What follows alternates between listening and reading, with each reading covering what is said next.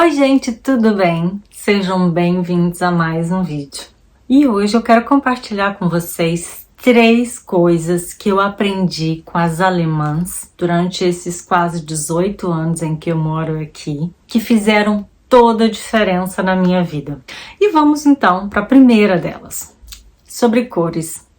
Mais exemplificado, como usar as cores de acordo com as respectivas estações do ano. Hoje em dia, quando eu vim pra cá e aprendi isso, eu nunca tinha escutado sobre paleta de cores, sobre consultoria de estilo e imagem, sobre esse tanto de informação que existe na internet, essa quantidade de combinações de cores que a gente tem. Eu nunca tinha ouvido sobre isso. Eu fui escutar isso, eu acho que uns 2 anos depois de eu ter feito a minha primeira formação em consultora de estilo e imagem. Eu me formei em 2017. Mas voltando ao assunto da paleta de cores.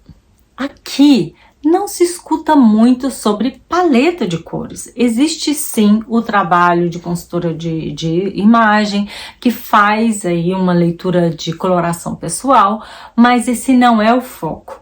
Porque está tão arraigado desde criança sobre as estações do ano aqui, é a questão da temperatura da pele. Quente, frio, neutro. Também sobre a questão do contraste, se o contraste é baixo, médio ou alto. E principalmente sobre a psicologia das cores. O que seria a psicologia das cores?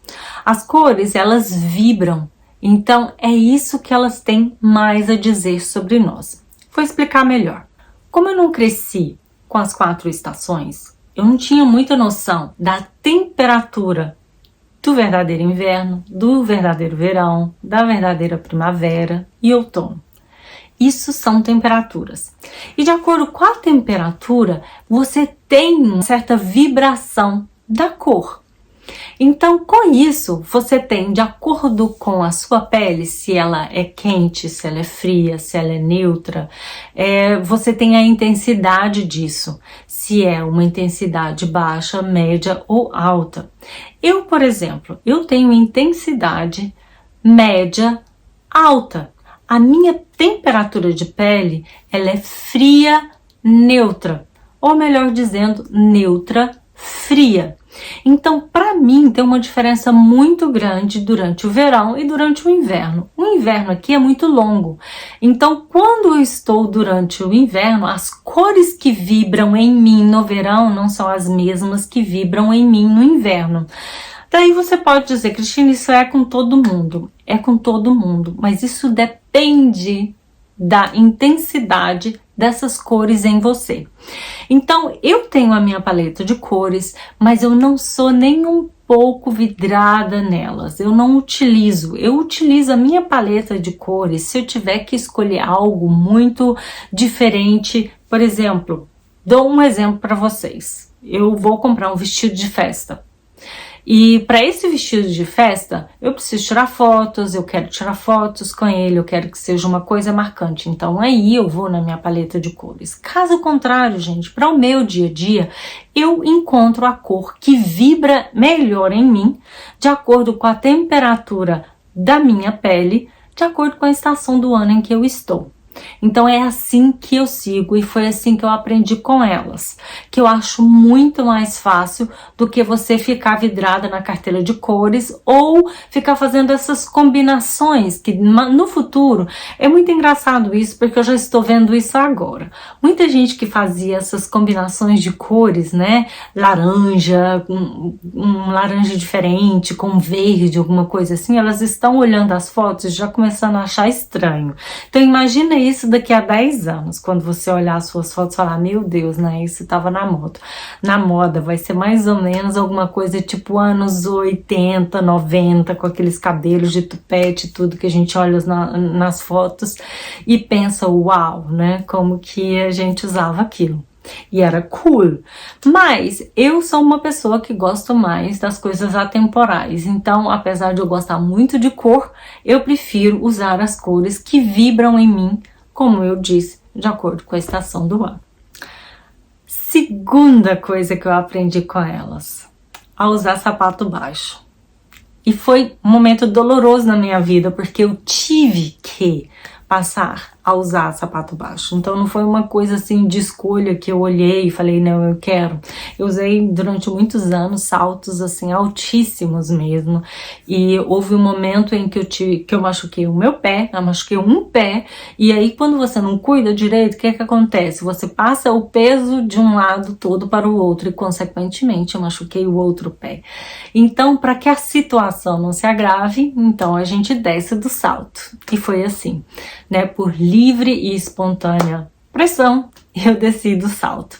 Então eu tive que aprender a gerar uma harmonia nos meus looks com o sapato baixo.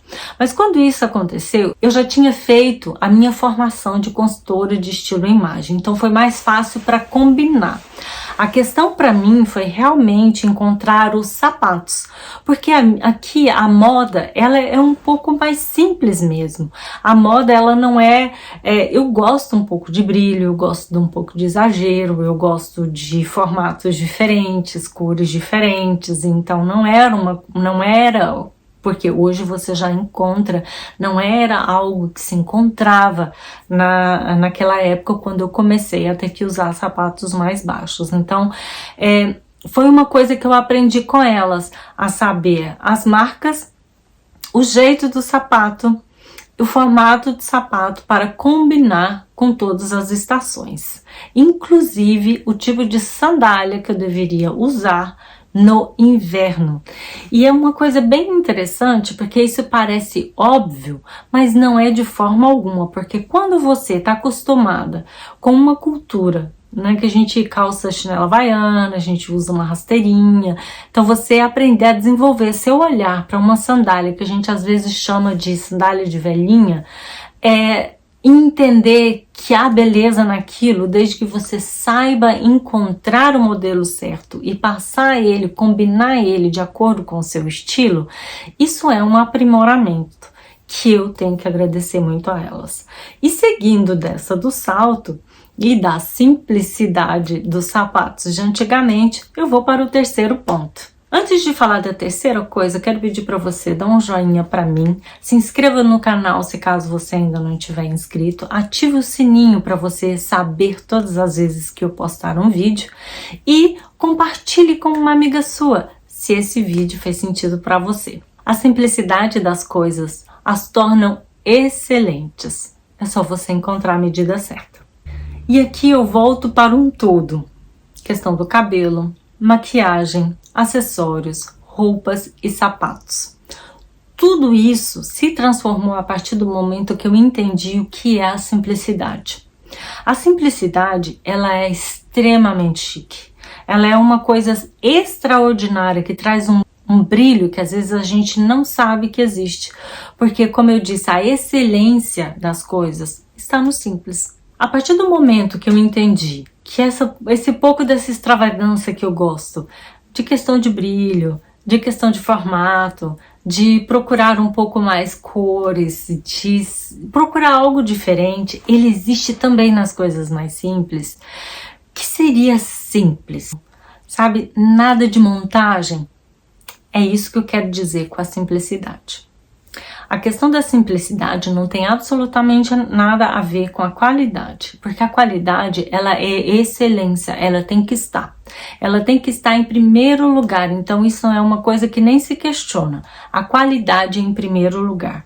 E isso é uma coisa que as alemãs têm muito, é a praticidade e a qualidade. A beleza nunca foi o foco delas. O que para mim me faltava. Então, foi aquele momento de você incrementar o seu gosto pessoal, você incrementar aquilo que você gostaria de ter dentro daquilo que é excelente. Então, isto é uma forma de aprendizado que eu tenho mesmo que agradecer muito, porque formas simples se tornam excelentes quando você encontra a medida correta.